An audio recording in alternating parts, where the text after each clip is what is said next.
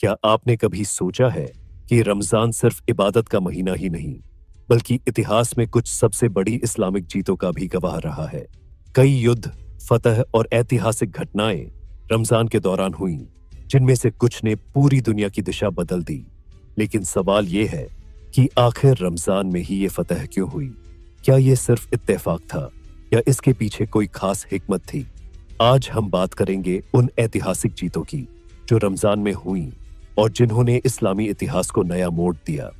ये वो युद्ध और विजय हैं जिन्होंने न सिर्फ इस्लाम को मजबूत किया, बल्कि पूरी दुनिया पर गहरा असर डाला।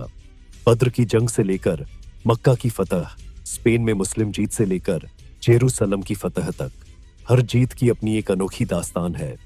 क्या हमारे नबी मोहम्मद सल्लल्लाहु अलैहि वसल्लम और उनके साथियों को रमजान के दौरान जंग करना आसान लगता था? क्या रोजे में इतनी ताकत होती है कि वो एक मुसलमान को फतह तक पहुंचा सकती है? और क्या ये जीत सिर्फ तलवार के दम पर हुई या इसके पीछे ईमान की ताकत थी?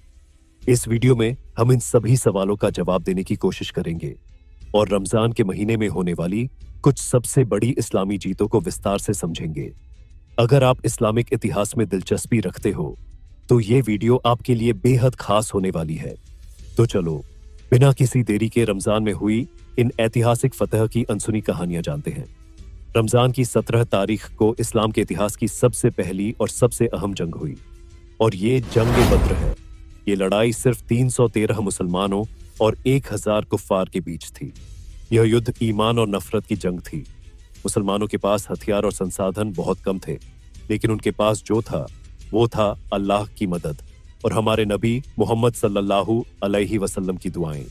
इस जंग में फरिश्ते भी मुसलमानों की मदद के लिए उतरे। आखिरकार इस्लाम की यह पहली जंग मुसलमानों की शानदार जीत के साथ खत्म हुई। इस्लाम के इतिहास की सबसे बड़ी जीतों में से एक थी फतह मक्का। यह वह दिन था जब पैगंबर मोहम्मद सल्लल्लाहु अलैहि वसल्लम ने बिना खून बहाए मक्का को फतह कर लिया।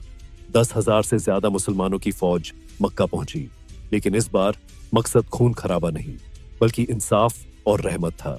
जब मुसलमान मक्का में दाखिल हुए तो उन्होंने किसी को नुकसान नहीं पहुंचाया, बल्कि हमारे नबी ने ऐलान किया, आज किसी पर कोई जुल्म नहीं होगा, सबको माफ किया जाता है। इस जीत ने इस्लाम के फैलाव में अहम भूमिका निभाई। 15 रमजान 637 ईस्वी में खलीफा उमर इब्न खत्ताब के दौर में एक और ऐतिहासिक जीत हुई, यरूशलेम की फतह। यह वह शहर था जो तीनों बड़े धर्मों के लिए अहमियत रखता है। रमजान के दौरान उमर इब्न खत्ताब खुद यरूशलेम पहुंचे और इसे अमन के साथ फतह किया। उन्होंने किसी भी धार्मिक स्थल को नुकसान नहीं पहुंचाया और ईसाइयों को उनके धर्म का पालन करने की पूरी आजादी दी। रमजान में हुई एक और महान जीत थी स्पेन की फतह।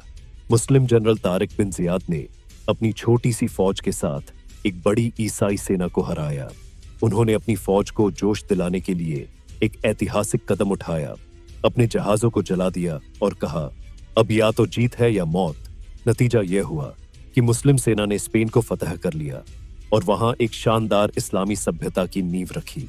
मंगोलों ने जब पूरी दुनिया में तबाही मचा रखी थी, तब मिस्र के सुल्तान सैफुद्दीन कुतुज ने रमजान के दौरान ऐन जलूत की जंग लड़ी। मुसलमानों की इस जीत ने मंगोलों के अजेय होने के भ्रम को तोड़ दिया। इन सारी जीतों में एक खास बात थी, ईमान की ताकत, अल्लाह पर भरोसा और इंसाफ का पैगाम। रमजान सिर्फ भूखे प्यासे रहने का महीना नहीं है, बल्कि यह हमें आत्म संयम, धैर्य और मजबूत इरादों की ताकत सिखाता है। इतिहास गवाह है कि रमजान सिर्फ इबादत का महीना नहीं, बल्कि हौसले और फतह का महीना भी रहा है। बद्र की जंग से लेकर फतह मक्का, बैतुल मुकद्दस से लेकर स्पेन और ऐन जलूत तक, हर जीत में एक बात साफ थी, जब ईमान मजबूत होता है तो छोटी सी फौज भी बड़ी ताकतों को हरा सकती है। यह सब हमें सिखाता है कि जीत सिर्फ ताकत से नहीं, बल्कि हिकमत, धैर्य और अल्लाह पर भरोसे से मिलती है। आज भी अगर हम इस्लामी इतिहास से सीखें और अपने ईमान को मजबूत करें तो हम किसी भी चुनौती का सामना कर सकते हैं। अगर आपको ये वीडियो पसंद आई तो इसे लाइक और शेयर जरूर करना, और अगर तुम चाहते हो कि हम इसी तरह के और इस्लामी इतिहास से जुड़े वीडियो बनाएं तो सब्सक्राइब करें।